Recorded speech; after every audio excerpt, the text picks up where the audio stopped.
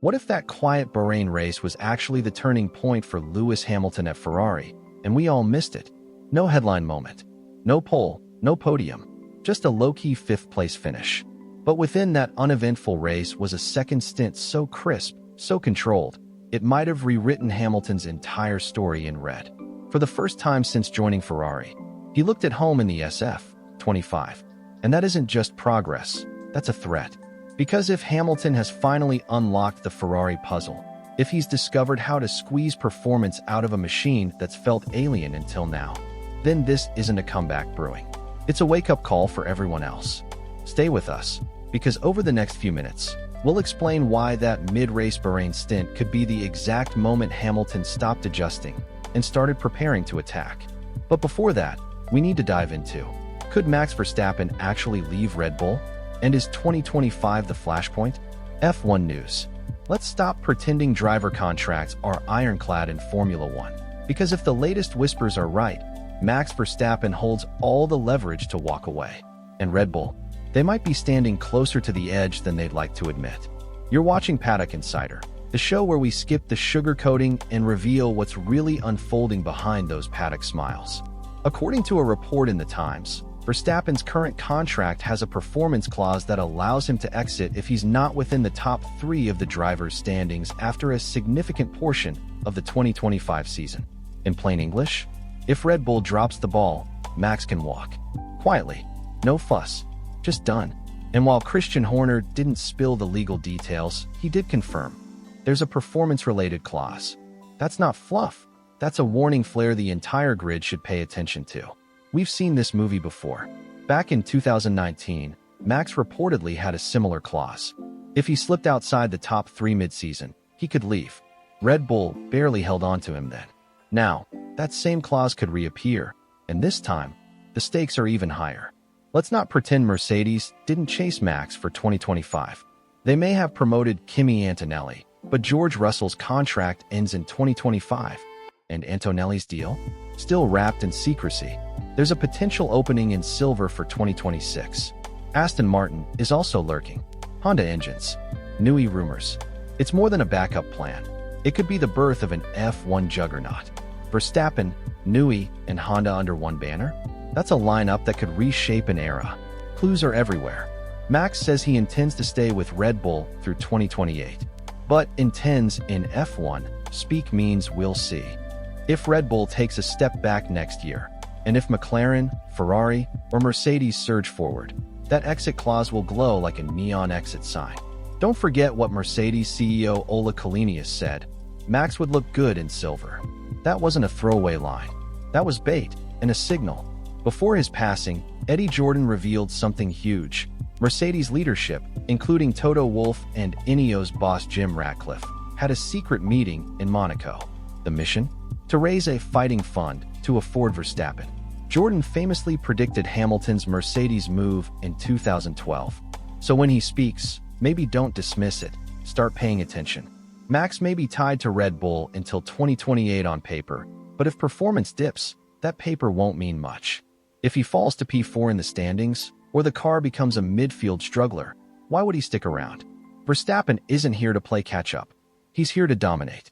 Hamilton's Bahrain breakthrough, Ferrari's quiet turning point. Let's be real, Bahrain wasn't a headline grabber for Lewis Hamilton. No front row start, no champagne celebration. But what happened during that race might be more meaningful than any podium. Because in that smooth, confident middle stint, Hamilton didn't just survive, he found rhythm. You're watching Paddock Insider, where we zoom past the obvious and decode the subtle signs of change. Saturday was tough. Hamilton qualified P9, nearly 6/10 behind Leclerc. And he didn't sugarcoat it either. I wasn't doing a good enough job, he told reporters. Blunt, honest, slightly concerning. But that honesty set the stage for Sunday. The result? Quietly critical. Hamilton climbed to P5, solid, not spectacular. But that middle stint on mediums? That's where things clicked. Lower fuel, clean air, no traffic. And suddenly, the SF25 made sense. Hamilton's words: I felt really aligned with the car. That's a big shift. All season long, he sounded frustrated. This was different. He sounded locked in.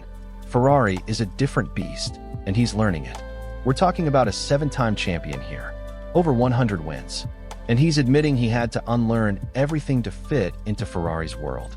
Why? Because the tools are unlike anything he's used before. This is Hamilton's first real experience with engine braking. New brake systems, a completely different handling feel. It's not just a team switch, it's a driving reset. We get stuck in our ways, he said. I had to unlearn and adapt everything I thought I knew. Most drivers would hide behind setup excuses. Hamilton, he's all about truth and progress. He also confessed his setups had been off all year. But in Bahrain, he started drifting toward Charles Leclerc's setup window. That's not copying, that's evolving. And once Lewis evolves into a car, history tells us what's next. Forget the championship gap. Forget his grid position. For the first time, Hamilton feels ready. And that's what rivals should fear. When Hamilton connects the dots, he doesn't just improve, he dominates. Hamilton's early Ferrari struggles, Brundle's tough love F1 analysis. Let's not sugarcoat this. Hamilton's first few races at Ferrari haven't gone to plan. 4 rounds into 2025, and the dream start hasn't arrived. His team radio sounds drained. His posture looks deflated. And the results? A long way off where expectations sat. But is this a slump? Or just the price of transformation? You're watching Paddock Insider, where we throw out the PR fluff and talk about what's really happening. Sky Sports' Martin Brundle has seen it all, and he's not pulling punches. Forget the lazy, he's washed narratives. Brundle believes the issue is deeper. Hamilton is starting from scratch, rewiring his instincts after 12 years in Mercedes machinery. Now, he's dealing with different brakes, new power delivery, a completely unfamiliar chassis balance. As Brundle put it, it's harder to relearn than it is to learn. For races, 0 podiums, constantly trailing Leclerc. In Bahrain, he qualified 6/10 behind his teammate, not the performance you expect from an F1 legend. And Hamilton knows it. Post-race, it's just my driving. That's not a dodge. That's ownership. And it's painful, because he still has the fire. Brundle nailed it. Hamilton hasn't lost his sharpness. He's just missing synergy with the car. Leclerc is part of Ferrari's DNA. Hamilton is still decoding it. But the thing with Lewis? Once he learns the language, he doesn't just follow it. He rewrites it. This is more than a dip. It's a reinvention. Hamilton is going through something rare. He's tearing down everything that made him great to build something new. If he pulls it off, this won't be a comeback story. It'll be a career-defining revolution. Right now, he sits 7th in the championship. 25 points. He's 52 behind Norris, 7 behind Leclerc. But if you know Lewis Hamilton, you know what happens when he finds the rhythm. He doesn't just close the gap. He blows past it. Leclerc's alarming message: Ferrari lacks firepower F1 2025. Let's call it straight. Charles Leclerc just sent a distress signal to Maranello. No hopeful tones. No political spin. Just a brutal truth. We're just not fast enough. You're watching Paddock Insider, where we go beyond the interviews and dig into what drivers really mean. Leclerc lined up P2 in Bahrain. Clear air. Clean getaway. But the fight faded fast. Russell blew by. Piastri and Norris swarmed. Even with Norris facing a 5-second penalty, Leclerc had no reply. Ferrari's speed just disappeared. His debrief said it all. Whatever strategy you choose, you're always on the back foot. That's not frustration. That's surrender. And that's more worrying than any DNF. Strategy? Tires? Doesn't matter without pace. Ferrari tried a bold opening stint on mediums. Leclerc and Hamilton both did. The idea? Stretch out the first stint, lead when others pit.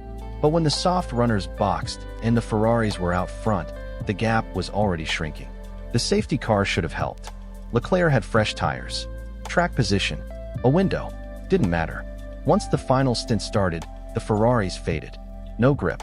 No challenge. No podium. Leclerc is now behind both McLarens and Russell in the championship. Yes, the SF25 has improved, but it's not enough. McLaren is firing on all cylinders. Mercedes is building momentum. And when Leclerc, the guy who's lived through Ferrari's endless rebuilds, says they're too slow, that's not just post-race emotion. That's a serious alarm bell. Leclerc's honesty hits harder than results. No excuses. No finger-pointing. No PR spin. Just raw, honest feedback. Ferrari can't compete at the front. And that's what makes Leclerc different. He's not playing the political game. He's pushing this team because he still believes in it, but he also knows time is running out. This isn't panic. It's a pressure point.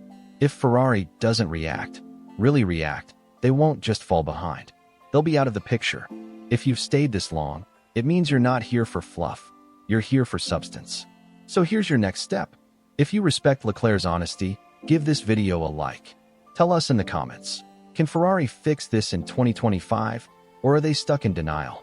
And subscribe to F1 Advanced, because we don't just repeat the news, we reveal what's underneath it.